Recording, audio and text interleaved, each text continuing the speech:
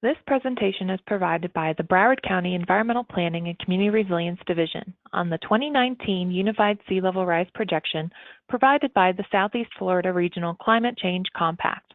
The compact is a collaborative of local government staff from Broward County, Palm Beach County, Miami-Dade County, and Monroe County, focused on reducing greenhouse gas emissions and preparing for climate change by building climate resilience.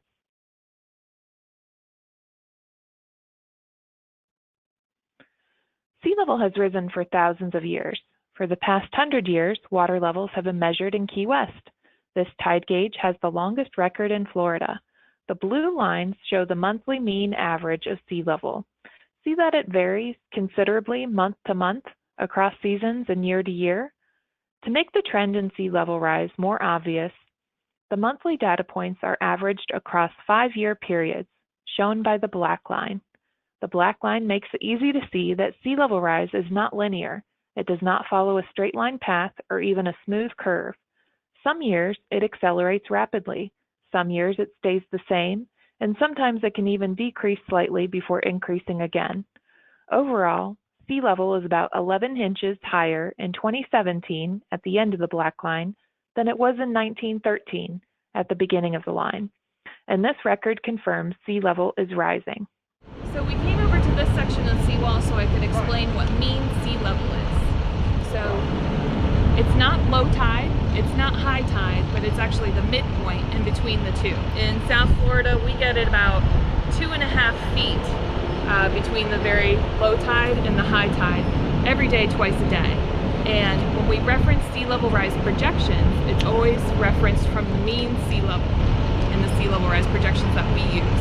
So that's important to remember, because if you want to understand where water levels will be in the future, you need to start from mean sea level, add high tides, add the king tide, then add sea level rise, and then you have an understanding of where future water levels will be. And I also wanted to point out behind me, you can actually see watermarks on the wall. So that's where previous high tides have been. So just to illustrate that we know water levels go up and down every day. That's why we need mean sea level, so that we're using an average across the entire year, across even decades, so that we can reference things from the same elevation. This graph shows the change in sea level in inches by decade. In the 1930s and 40s, sea level rose 2 inches per decade. In the 50s and 60s, it did not change much. Then, from the 70s through the 2000s, it rose about 1 inch per decade. In the 2010s, the rate of sea level rise significantly accelerated, rising over 3 inches in a single decade. This rise caught the attention of the community.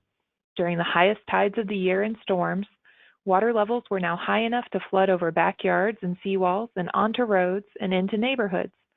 The news and media and policymakers started talking about king tides causing nuisance flooding. It also provided a preview of what the next foot of sea level rise would look like on a daily basis.